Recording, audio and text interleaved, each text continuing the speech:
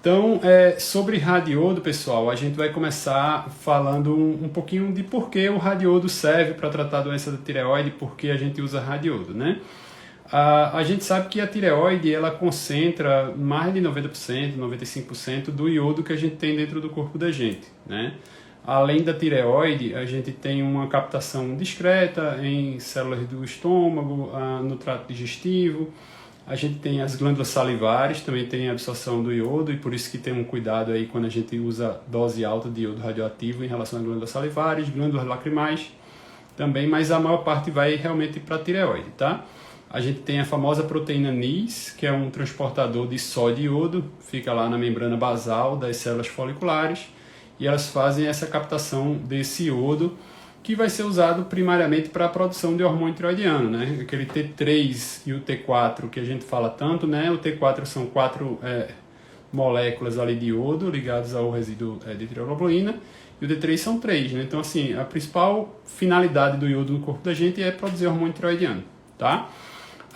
Começando as utilizações do radiodo propriamente dita, o primeiro é o hipertireoidismo, tá? Então, o hipertireoidismo, no Brasil, a gente tem essa ideia de tratar primeiro com medicamento. A gente usa tionamida, a gente tenta ver o efeito da medicação antes de pensar em radiodo. Em alguns outros centros, nos Estados Unidos, por exemplo, eles já têm uma tendência de usar o radiodo já como primeira escolha, como primeira terapia. Eles acreditam que é mais eficiente você transformar logo esse hipertireoidismo em um hipotireoidismo com o radiodo, e a finalidade de dar iodo no hipertireoidismo realmente é transformar em hipo, né? E aí, como a gente tem uma perspectiva de que ali 40%, 50% dos pacientes podem curar sem usar o iodo, né, com a droga antireoidiana, com o arrefecimento do processo autoimune, então a gente consegue, de alguma forma, manter a medicação e fazer o tratamento de medicação, e se a gente não conseguir resultado adequado, a gente passa para o radiodo. Em que situação eu anteciparia esse radiodo, né? Então, assim, alguns parâmetros podem indicar que vai ter uma baixa resposta com droga, né? Então, se você tiver um bócio muito volumoso, paciente com TRAB muito elevado, esse paciente tem uma perspectiva baixa de responder ao radiodo. Se a gente começa a medicação oral, né? Se a gente ficar fazendo a medicação oral e ao longo do 6º mês ou do 12º mês o TRAB não tiver redução, ele persistir acima de 10, em geral isso é uma indicação também de que a gente não vai ter uma boa resposta com as tionamidas, e aí a gente parte para o radiodo, tá? Então, como é que a gente faz radiodo no hipertireoidismo? No hipertireoidismo, em geral, a gente usa doses baixas. A doença de Graves é um bócio difuso tóxico, então a captação de iodo é muito alta. A gente pode usar doses baixas ali de 10 a 15 mCi, em geral são eficientes. Eventualmente, se você precisar, pode repetir essa dose mais de uma vez, mas em geral a gente não vai precisar de uma segunda dose. A maioria das vezes uma dose só já resolve.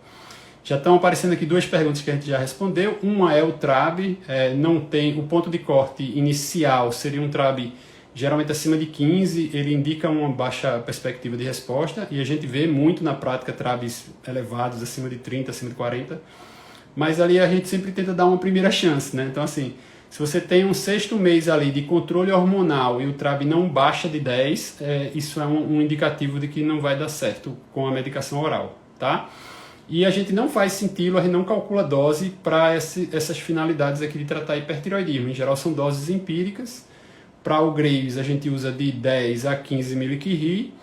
Para o Plummer, que é um bócio nodular, a captação é só no nódulo. Geralmente a captação é bem menor do que a gente vê no Graves.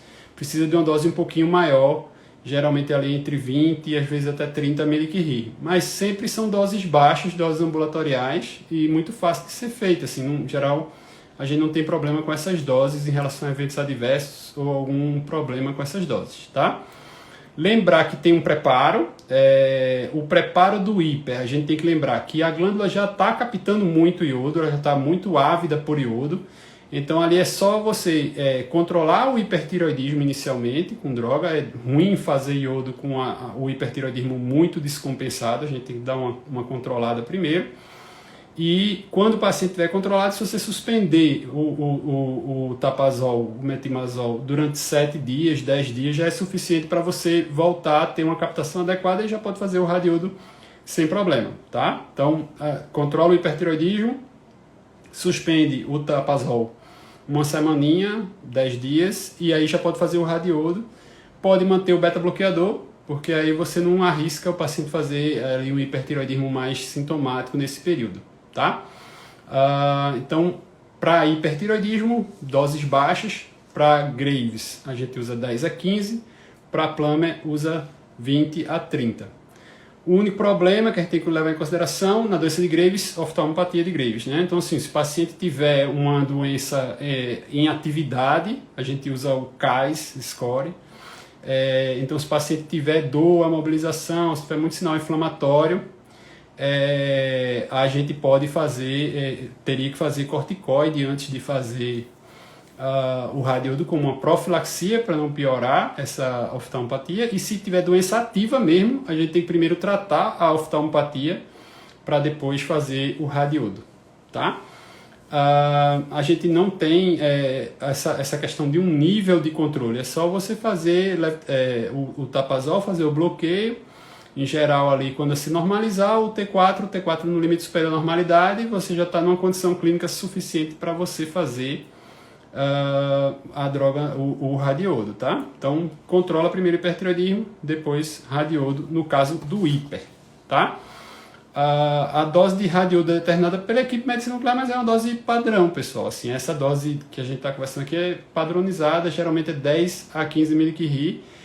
A gente pede 15 e o radiodo ele é radioativo, então ele vai decaindo aquela atividade ao longo do tempo. Então, às vezes, se o radiodo foi fabricado na segunda e você vai aplicar a dose na quarta, você já vai ter um decaimento. Se aquela mesma dose for aplicada na sexta, já vai ter menos atividade ainda, tá? E, em geral, o pessoal não vai lá e mede a atividade. Ele pede os 15 e faz a atividade de acordo com esse decaimentozinho. Às vezes a dose é um pouquinho menor. Em alguns estudos a gente faz dosimetria.